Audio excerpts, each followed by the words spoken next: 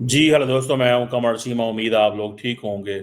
दोस्तों, फ्रांस के defence minister ने भारत को एक बड़ा क्लियर पैगाम दिया है।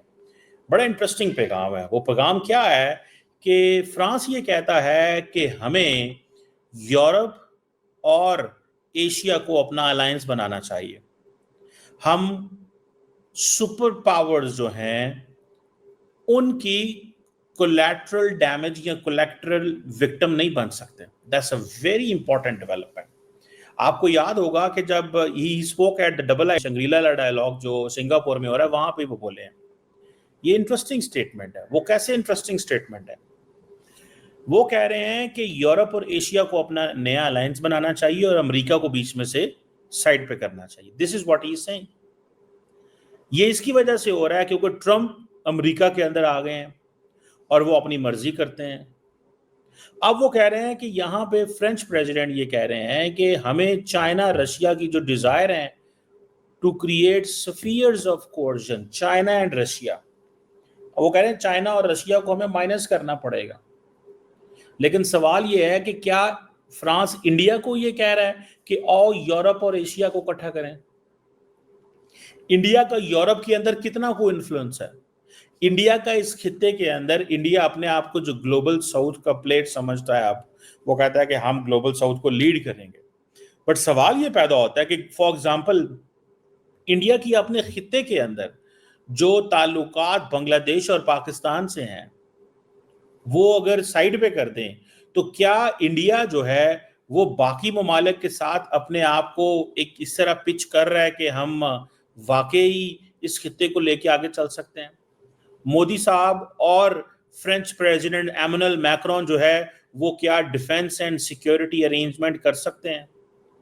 फ्रांस के ऑलरेडी राफेल इंडिया के पास मौजूद है और फ्रांस ये कह रहा है कि China Russia spheres of coercion create कर रहे हैं, मेजर पावर्स हैं ये। लेकिन असल में शायद वो पैगाम अमेरिका को भी सटली दे रहे हैं। एक तरफ वो ट्रंप को साइडलाइन कर रहे हैं, दूसरी तरफ वो रशिया को इग्नोर कर रहे हैं, तीसरी तरफ वो चाइना को भी हिट कर रहे हैं। बहुत इंपॉर्टेंट स्टेटमेंट है। अमेरिका कहेगा ये जो स्फीयर्स ऑफ इन्फ्लुएंस है या जो यूरोप एशिया अलायंस है, ये बेसिकली ये यूरोप और एशिया अलायंस जो है ये basically it's good because America के दोनों ओपोनेंट हिट होंगे। एक तो ये बात हो गई।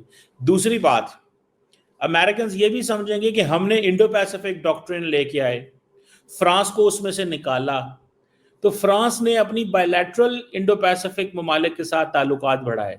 लेकिन वो समझते हैं कि this is yet to be materialised in full strength. वो क्यों?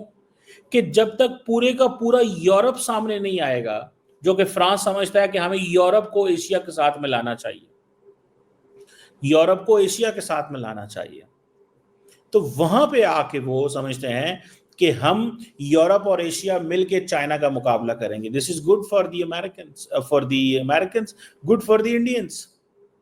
लेकिन अमेरिका को इसमें बुरा भी लगेगा कि any block globally developed without the United states, they will never like it.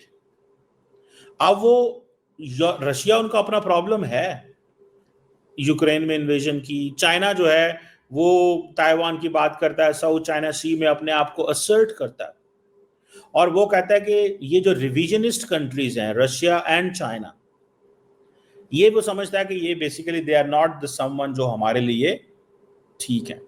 So we have to get out of revisionist powers के मुकाबले में पूरे के पूरे एशिया को सामना आना चाहिए, पूरे के पूरे यूरोप को आना चाहिए। लेकिन ये मुमकिन नहीं होगा बिकॉज जो चाइना ऑफर करता है, क्या वो यूरोप ऑफर करता है?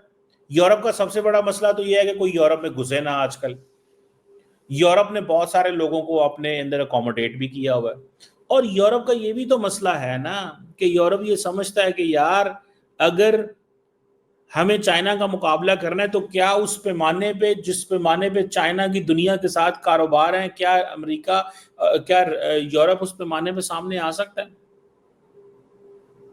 अभी आपको पता है मैक्रोन जो है वो इंडोनेशिया, वियतनाम एंड सिंगापुर के दौरे से होकर गए, और जहां पे उनका वो सिचुएशन भी पैदा हो गई उनकी और उनकी बीवी के दरमियान है। That is a personal thing, we shouldn't talk about it. گو کہ گلوبل میڈیا ایون کہ وائٹ ہاؤس کے اندر بھی ٹرمپ صاحب نے اپنے آفس میں بھی اس کو ڈسکس کیا, but that is a separate thing.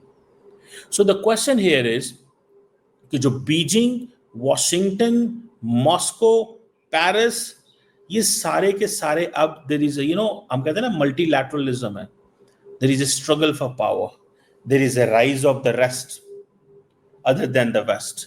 تو یہ ساری کی ساری چیزیں جو ہے نا, these are kind of opportunities ہیں.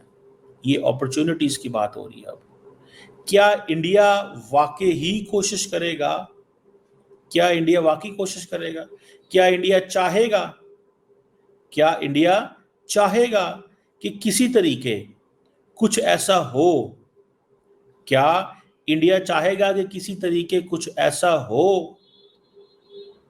کہ وہ فرانس کے ساتھ مل کے یورپ اور ایشیا کو ملا سکیں؟ انڈیا کے پاس کتنی کچھ اسٹرینتھ ہے, یہ بھی سوال ہے نا. یورپ کیا دے گا ایشیا کو؟ مین پاور لے کے جائے گا, بزنس کرے گا, جس پیمانے پہ بزنس چائنیز کر رہے ہیں کوئی اور تو نہیں کر سکتا. اور دوسری بات یہ جو کانسیپٹ ہے نا کہ جو ڈیموکریسیز, میرا نہیں خیال democracies, human rights, free world, liberal order, do they have a value؟ کیا امریکہ کے عرب ممالک کے ساتھ تعلقات کیسے ہیں؟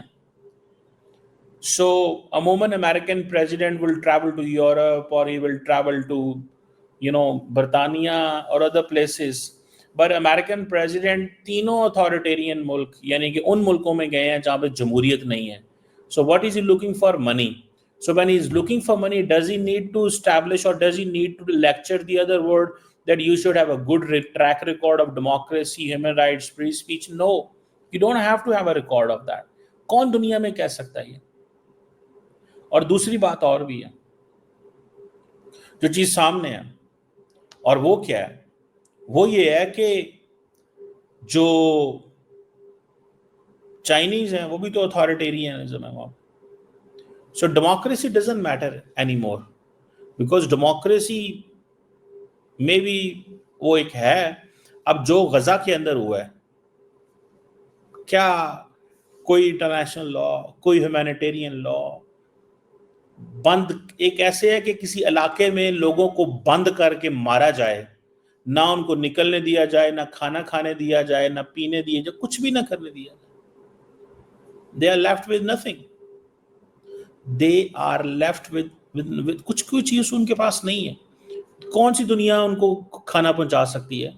UN, امریکہ, کچھ بھی نہیں. یہ پچھلے 5-10 سالوں میں یہ جتنی بھی rules based order and values and ساری چیزیں اڑ گئی ہیں. یہ they have nothing جس کے اوپر ہم بات کر سکیں.